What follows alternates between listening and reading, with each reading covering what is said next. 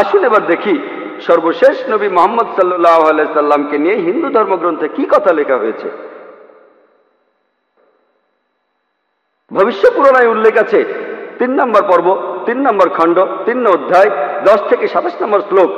বলা হয়েছে যে ম্লেচ্ছরা তারা আরবের ভূমিকে অপবিত্র করেছে, আর্য ধর্মকে সেখানে খুঁজে পাওয়া যায় না। এখানে কিছু শত্রু ছিল যারা অতীতে পরাজিত হয়েছে, কিন্তু এখন আরো শক্তিশালী শত্রু উপস্থিত হয়েছে। আমি একজন মানুষকে পাঠাবো যার নাম হবে মুহাম্মদ সাল্লাল্লাহু আলাইহি সাল্লাম। তিনি এই শত্রুদের ধ্বংস করবেন আর মানুষকে সুপথে পরিচালিত করবেন। হে ভোজ রাজা, তুমি কখনোই সেখানে যাবে না যেখানে পিশাচদের রাজত্ব, কারণ আমি আমার করুণা দিয়ে তোমাদের হৃদয়কে পবিত্র করব। তখন দেবদূতের মতো একজন মানুষ তিনি রাজার সামনে আসলেন আর বললেন, হে রাজা, আমাকে এখানে পাঠিয়েছেন ঈশ্বর পরমাত্মা। আর্য ধর্ম পৃথিবীতে বিরাজ করবে, যে ধর্মটা সত্য, দ্বীনুল হক, সেটা পৃথিবীতে বজায় থাকবে। আমাকে এখানে পাঠিয়েছেন ঈশ্বর পরমাত্মা, যাতে মাংসভোজীদের বিশ্বাসকে প্রতিষ্ঠা করা যায়। আমার অনুসারীরা হবে সেই লোকেরা যারা সুন্নতে খাতনা করবে, আর তাদের মাথার উপরে কোনো টিকি থাকবে না। তারা একটা বিপ্লব তৈরি করবে, তারা মুখে দাড়ি রাখবে, তারা প্রার্থনার জন্য আহ্বান করবে, বিধিসম্মত সব খাবারই খাবে, তবে তারা শূকরের মাংস খাবে না। তারা লতাগুল্মের মাধ্যমে পবিত্র হবে না, বরং যুদ্ধ বিগ্রহের মাধ্যমে পবিত্র। তাদেরকে বলা হবে মুসলমান, আর তারা হবে মাংসভোজী। এই ভবিষ্যৎবাণী যে একজন ঋষি আসবেন, আর সেই ঋষির নাম উল্লেখ করা হয়েছে মুহাম্মদ সাল্লাল্লাহু আলাইহি ওয়াসাল্লাম। আর বলা আছে তিনি মানুষ জাতিকে সঠিক পথে পরিচালিত করবেন। আমরা জানি মুহাম্মদ সাল্লাল্লাহু আলাইহি ওয়াসাল্লাম আরবদের পথ দেখিয়েছেন। সে সময়কে বলা হতো আয়ামে জাহেলিয়া, অর্থাৎ বিশৃঙ্খলার যুগ। তিনি তাদের আলো সন্ধান দিয়েছেন। আর বলা হয়েছে তার অনুসারীদের খতনা করা থাকবে।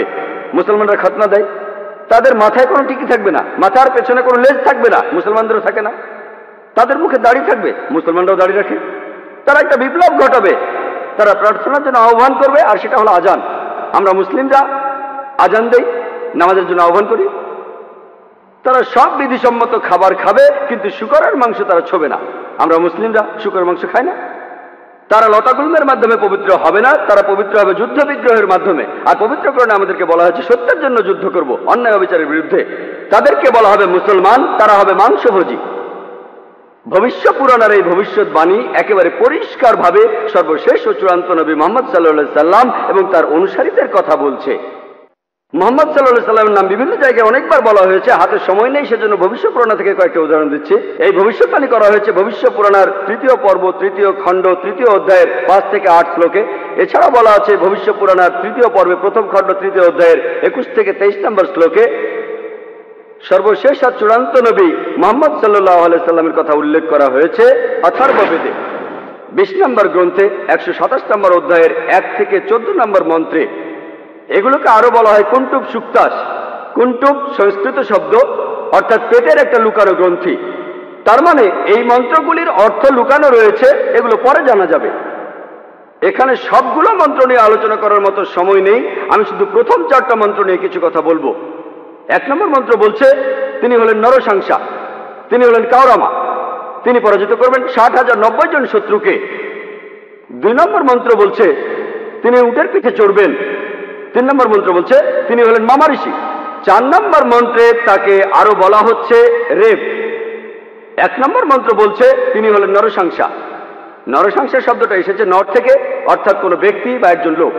আর সাংসা অর্থ প্রশংসা, কারো প্রশংসা করা। তাহলে নরসাংসা অর্থ যে ব্যক্তিকে প্রশংসা করা হয়। আর আপনারা যদি মহানবী মুহাম্মদ সাল্লাল্লাহু আলাইহি সাল্লামের নামের ইংরেজি অনুবাদ করেন, যদি তার নামের ইংরেজি অনুবাদ করেন তার অর্থ যার প্রশংসা করা হয়, তাহলে নরসাংসা শব্দটার আরবি অনুবাদ করলে সেটা হবে মুহাম্মদ সাল্লাল্লাহু আলাইহি সাল্লাম। এখানে নামে উল্লেখ করা হচ্ছে। এরপর বলা হচ্ছে তিনি হলেন কাওরামা। এই কাওরামা শব্দটার একটা অর্থ সংস্কৃতিতে হলো শান্তির রাজপুত্র। আর মুহাম্মদ সাল্লাল্লাহু আলাইহি সাল্লাম শান্তির রাজপুত্র ছিলেন। আরেকটা অর্থ হলো যে বিদেশে যায়। হযরত মুহাম্মদ সাল্লাল্লাহু আলাইহি সাল্লাম হিজরত করেছিলেন মক্কা থেকে মদিনায়, তিনি বিদেশে গিয়েছিলেন। এছাড়া প্রথম মন্ত্রে আছে তিনি 60,090 জন শত্রুকে পরাজিত করবেন। আর সে সময় মক্কায় যেসব লোকজন থাকতো তাদের মধ্যে যারা নবীজির বিরুদ্ধে ছিল তাদের সংখ্যা আনুমানিকভাবে 60,000 জন। 2 নম্বর মন্ত্র বলছে যে তিনি উটের পিঠে চড়বেন। কোন ইন্ডিয়ান ঋষি, কোন ব্রাহ্মণই কখনো উটের পিঠে চড়বেন না, কারণ মনুস্মৃতিতে বলছে 11 নম্বর অধ্যায়ের 202 নম্বর অনুচ্ছেদে বলা হয়েছে একজন ব্রাহ্মণকে কোনো গাধা বা উটের পিঠে চড়তে নিষেধ করা হয়েছে। এতে বোঝা যাচ্ছে ইনি কোনো ইন্ডিয়ান ঋষি নন। 3 নম্বর মন্ত্র বলছে তিনি মামা ঋষি। মামা অর্থ মহা, অর্থাৎ মহান ঋষি। আর এছাড়াও অন্যান্য ধর্মগ্রন্থ বলছে সেটা মোহাম্মদ ঋষি।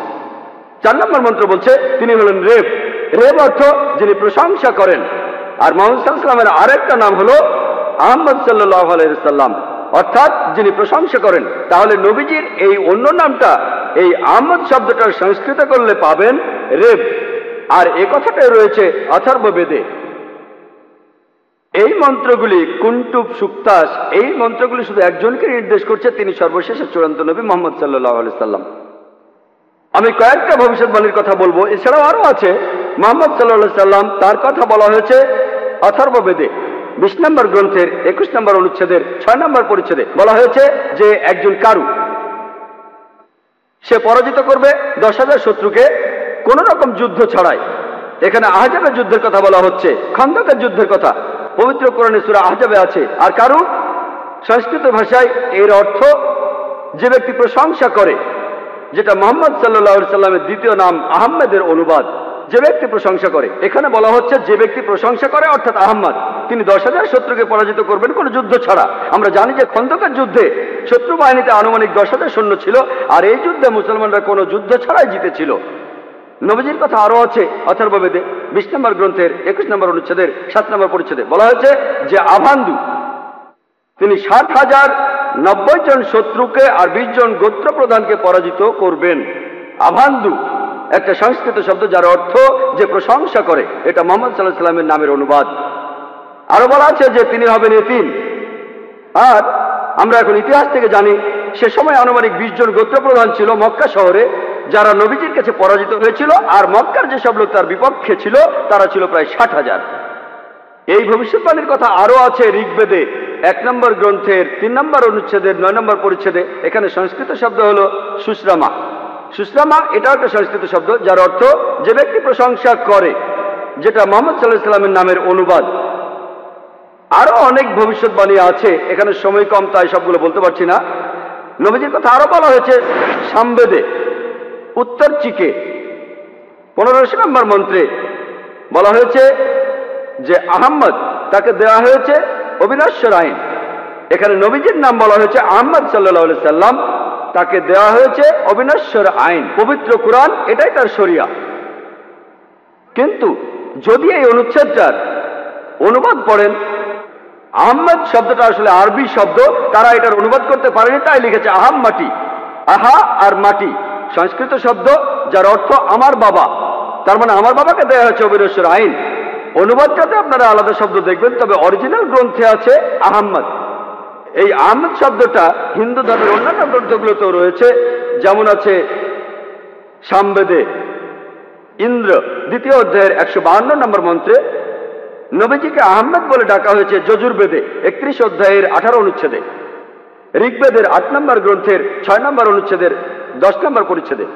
এছাড়া মহানবী সাল্লাল্লাহু আলাইহি সাল্লামকে বলা হয়েছে আহমদ, সেটা আছে অথর্ববেদের 8 নম্বর গ্রন্থের 5 নম্বর অনুচ্ছেদের 16 নম্বর পরিচ্ছেদে। এছাড়াও আছে অথর্ববেদের 20 নম্বর গ্রন্থের 126 অনুচ্ছেদের 14 পরিচ্ছেদে। মহানবী সাল্লাল্লাহু আলাইহি সাল্লামকে শুধু আহমদ নামে ডাকা হয়নি, আহমদ উনার একটা নাম, তাকে আরো বলা হয়েছে নরসংসা অনেক জায়গায়, হিন্দু ধর্মগ্রন্থের অনেক জায়গায়। আর আমি আগেও বলেছি যে নরসংসা শব্দটা এসেছে নর থেকে, যার অর্থ একজন মানুষ বা একজন ব্যক্তি। আর সংসা যার অর্থ প্রশংসা, প্রশংসা করা। তাহলে নরসংসা অর্থ যে ব্যক্তির প্রশংসা করা হয়। এটাই হলো সর্বশেষ চূড়ান্ত নবী মুহাম্মদ সাল্লাল্লাহু আলাইহি সাল্লামের নামের সঠিক ইংরেজি অনুবাদ। নবীজিকে হিন্দু ধর্মের গ্রন্থগুলিতে অনেক জায়গায় নরসংসা বলে ডাকা হয়েছে। ঋগ্বেদের 1 নম্বর গ্রন্থের 13 নম্বর অনুচ্ছেদের 3 পরিচ্ছেদে, ঋগ্বেদের 1 নম্বর গ্রন্থের 18 অনুচ্ছেদের 9 পরিচ্ছেদে, ঋগ্বেদের 1 নম্বর গ্রন্থের 106 নম্বর অনুচ্ছেদের 4 পরিচ্ছেদে, ঋগ্বেদের 1 নম্বর গ্রন্থের 142 নম্বর অনুচ্ছেদের 3 পরিচ্ছেদে, ঋগ্বেদের 2 নম্বর গ্রন্থের 3 অনুচ্ছেদের 2 পরিচ্ছেদে, ঋগ্বেদের 5 নম্বর গ্রন্থের 5 অনুচ্ছেদের 2 নম্বর পরিচ্ছেদে, ঋগ্বেদের 7 নম্বর গ্রন্থের 2 অনুচ্ছেদের 2 নম্বর পরিচ্ছেদে, ঋগ্বেদের 10 নম্বর গ্রন্থের 64 অনুচ্ছেদের 3 পরিচ্ছেদে, ঋগ্বেদের 10 নম্বর গ্রন্থের 182 নম্বর অনুচ্ছেদের 2 নম্বর পরিচ্ছেদে, যজুর্বেদের 21 নম্বর অধ্যায়ের 31 অনুচ্ছেদে, যজুর্বেদের 21 নম্বর অধ্যায়ের 55 নম্বর অনুচ্ছেদে, যজুর্বেদের 20 নম্বর অধ্যায়ের 37 অনুচ্ছেদে, যজুর্বেদের 20 নম্বর অধ্যায়ের 57 নম্বর অনুচ্ছেদে, যজুর্বেদের 28 অধ্যায়ের 2 অনুচ্ছেদে, যজুর্বেদের 28 অধ্যায়ের 19 অনুচ্ছেদে, যজুর্বেদের 28 অধ্যায়ের 42 নম্বর অনুচ্ছেদে। এখানে শুধু রেফারেন্সগুলোই অনেকক্ষণ বলা যাবে। যেখানে নবী মুহাম্মদ সাল্লাল্লাহু আলাইহি সাল্লামের নাম উল্লেখ করা হয়েছে তাকে বলা হয়েছে নরশংসা, অনেক জায়গায় বলা হয়েছে হিন্দু ধর্মগ্রন্থের। শুধু হিন্দু ধর্মগ্রন্থে মুহাম্মদ সাল্লাল্লাহু আলাইহি সাল্লাম সম্পর্কে কি বলা আছে তার উপরই আমি একটা লেকচার দিতে পারবো। আমি শুধু আরেকটা ভবিষ্যৎবাণীর কথা বলবো কল্কি অবতার সম্পর্কে। আর নবীজিকে কল্কি অবতার বলা হয়েছে ভগবত পুরাণায় 12 নম্বর খণ্ড 2 নম্বর অধ্যায় 18 থেকে 20 নম্বর শ্লোকে বলা হয়েছে তিনি জন্মগ্রহণ করবেন যার ঘরে তার নাম বিষ্ণু ইয়াস, একজন মহাপ্রাণ ব্যক্তি যিনি শাম্বালা শহরের প্রধান, এবং তাকে যে নামে ডাকা হবে সেটা হলো কল্কি। 19 আর 20 নম্বর মন্ত্র বলছে যে তিনি হবেন এই পৃথিবীর সর্বময় প্রভু। তার থাকবে কিছু অসাধারণ চারিত্রিক গুণাবলী এবং তার থাকবে 8টি বিশেষ বৈশিষ্ট্য। 8টি বিশেষ বৈশিষ্ট্য তাকে দেয়া হবে একটি বাহন, একটি ঘোড়া, দেবদূত নিয়ে আসবে, আর তিনি একটি ঘোড়ায় চড়বেন, তার হাতে থাকবে তরবারি, তিনি শত্রুদের পরাজিত করবেন আর ফেরেশতারা তাকে সাহায্য করবে। এছাড়াও বলা আছে ভগবত পুরাণায় 1 নম্বর খণ্ডে 3 নম্বর অধ্যায়ের 25 নম্বর শ্লোকে যে তিনি জন্মগ্রহণ করবেন কলিযুগে। কল্কি অবতার জন্ম নেবেন কলিযুগে, যে সময় রাজারা ব্যবহার করবে ডাকাতের মতো। আর তিনি জন্মগ্রহণ করবেন বিষ্ণু ইয়াসের ঘরে এবং তার নাম হবে কল্কি। একই কল্কি অবতারের নাম উল্লেখ করা হয়েছে কল্কি পুরাণায় 2 নম্বর অধ্যায়ের 4 অনুচ্ছেদে। বলা হয়েছে যে তিনি জন্মগ্রহণ করবেন বিষ্ণু ইয়াসের ঘরে। কল্কি পুরাণা 2 নম্বর অধ্যায়ের 5 অনুচ্ছেদে বলছে তাকে সাহায্য করবে তার 4 জন সহচর তার ধর্ম প্রচার করতে। কল্কি পুরাণা 2 নম্বর অধ্যায়ের 7 অনুচ্ছেদে বলা হচ্ছে যে দেবদূতরা তাকে যুদ্ধক্ষেত্রে সাহায্য করবে। কল্কি পুরাণা 2 নম্বর অধ্যায়ের 11 অনুচ্ছেদে বলছে যে তিনি জন্মগ্রহণ করবেন বিষ্ণু ইয়াসের ঘরে এবং সুমতির গর্ভে। আর কল্কি পুরাণা 2য় অধ্যায়ের 15 অনুচ্ছেদ বলছে যে তিনি মাদল মাসের প্রথম অর্ধাংশে জন্ম নেবেন। শুধুমাত্র কল্কি অবতারের উপরে একটা লেকচার দেওয়া যায়, আমি এখানে সংক্ষেপে একটা পয়েন্ট বলছি। এই ভবিষ্যৎবাণী এগুলো বলছে 1 নম্বর পয়েন্ট বলা হয়েছে যে কল্কি অবতার তার বাবার নাম সেটা হবে বিষ্ণু ইয়াস। বিষ্ণু ইয়াসের অর্থ দাঁড়াবে যে বিষ্ণুর উপাসনা করে, যে ঈশ্বরের উপাসনা করে। আর আমাদের প্রিয় নবী মুহাম্মদ সাল্লাল্লাহু আলাইহি সাল্লামের বাবার নাম ছিল আব্দুল্লাহ। এটার অর্থ যে আল্লাহর উপাসনা করে, যে ঈশ্বরের উপাসনা করে। 2 নম্বর পয়েন্ট, কল্কি অবতার যে মায়ের গর্ভে জন্মাবে তার নাম হবে সুমতি। যদি আপনি সুমতি শব্দটার ইংরেজি অনুবাদ করেন অর্থ দাঁড়াবে শান্তি। আর আমাদের নবীজির মায়ের নাম ছিল আমিনা, যার ইংরেজি অর্থ করলে দাঁড়ায় শান্তি। এরপরে বলা হয়েছে তিনি যেখানে জন্মাবেন সেই গ্রামের নাম হবে শাম্বালা। শাম্বালা শব্দটার অনুবাদ করলে অর্থ দাঁড়াবে একটি শান্তিপূর্ণ এলাকা। আমরা জানি মুহাম্মদ সাল্লাল্লাহু আলাইহি সাল্লাম মক্কায় জন্মেছিলেন। মক্কার আরো একটা নাম ছিল দারুল আমান, অর্থাৎ কোনো একটি শান্তিপূর্ণ এলাকা। তাহলে একথাও বলা আছে যে তিনি মক্কায় জন্মাবেন। এছাড়াও বলা আছে যে তিনি জন্মগ্রহণ করবেন শাম্বালা শহরের প্রধানের ঘরে। আমরা জানি যে তিনি মক্কার প্রধান ব্যক্তির ঘরে জন্মেছিলেন। তিনি মক্কার প্রধান ব্যক্তির ঘরে জন্মেছিলেন, কুরাইশ গোত্রে জন্মেছিলেন। আরো বলা আছে তিনি মাধব মাসের প্রথম অর্ধাংশে 12 তারিখে জন্মাবেন। আমরা জানি যে মুহাম্মদ সাল্লাল্লাহু আলাইহি সাল্লাম রবিউল আউয়াল মাসে প্রথম অর্ধাংশে জন্মেছিলেন 12 তারিখে। এই ভবিষ্যৎবাণী যে তিনি মাধব মাসের 12 তারিখে জন্মাবেন, এটার অর্থ রবিউল আউয়াল মাসের 12 তারিখে। এছাড়া আরো বলা আছে যে এই কলকি অবতার তিনি হবেন সর্বশেষ ঋষি। ঠিক এই কথাটাই কোরআনে আছে, সূরা আহজাবের 40 নম্বর আয়াতে উল্লেখ করা আছে যে মা কানা মুহাম্মাদুন আবা আহাদিন মির রিজালিকুম ওয়ালাকিন রাসূলুল্লাহ ওয়া খাতামুন নবিয়্যিন ওয়া কানা আল্লাহু বিকুল্লি শাইইন আলিমা। এর অর্থ মুহাম্মদ সাল্লাল্লাহু আলাইহি সাল্লাম তোমাদের মধ্যে কোনো পুরুষের পিতা নহেন, বরং তিনি হলেন আল্লাহর রাসূল এবং তিনি হলেন এই পৃথিবীর চূড়ান্ত নবী, তিনি শেষ নবী। নিশ্চয়ই আল্লাহ সর্ববিষয়ে জ্ঞাত। আরো বলা আছে যে এই কলকি অবতার জ্ঞান আরোহণ করবেন পরশুরামের কাছ থেকে, অর্থাৎ মহান স্রষ্টা একটা পাহাড়ের উপর। আমরা জানি মুহাম্মদ সাল্লাল্লাহু আলাইহি সাল্লাম প্রথম আয়াতটা তিনি পেয়েছিলেন গারে হেরায়, জাবলে নূরে, অর্থাৎ নূরের পাহাড়ে, গারে হেরায়। এখানে আরো বলা আছে যে তিনি এরপর উত্তরে গিয়ে আবার ফিরে আসবেন। আমরা জানি মুহাম্মদ সাল্লাল্লাহু আলাইহি সাল্লাম মক্কা থেকে উত্তর হিজরত করে মদিনায় গিয়েছিলেন, তারপর মক্কা জয় করে ফিরে এসেছিলেন। আরো বলা আছে যে এই কলকি অবতার তিনি পুরো পৃথিবীর মানুষের জন্য একটি দৃষ্টান্ত। তার চরিত্র হবে একেবারে নিষ্কলঙ্ক। আল্লাহ পবিত্রকরণে বলছেন, সূরা কালামের 4 নম্বর আয়াতে উল্লেখ করা আছে যে অবশ্যই তুমি অধিষ্ঠিত হইবে সর্বোচ্চ মহান চরিত্রে। এছাড়াও বলা আছে যে কলকি অবতারের 8টি বিশেষ গুণ থাকবে। কলকি পুরাণা এবং ভাগবত পুরাণায় এই 8টি বিশেষ গুণ হল জ্ঞান, আত্মসংযম, অভিজাত বংশ, রিভিল নলেজ, সাহস, দানশীলতা, মহানুভবতা আর পরিমিত কথা। আর নবী মুহাম্মদ সাল্লাল্লাহু আলাইহি সাল্লামের এই 8টা গুণের সবগুলোই ছিল। এছাড়া আরো বলা আছে যে তিনি হবেন এই পৃথিবীর শিক্ষক। আল্লাহ পবিত্রকরণে বলছেন, আর সূরা সাবার 28 নম্বর আয়াতে উল্লেখ করা আছে, ওয়ামা আরসালনাকা ইল্লা কাফাতাল লিন-নাস বাশীরা ওয়া নাযীরা। আমি তো তোমাকে সমগ্র মানব জাতির জন্য প্রেরণ করিয়াছি তাহাদের সংবাদদাতা ও সতর্ককারী রূপে, কিন্তু অধিকাংশ মানুষই তাহা জানে না।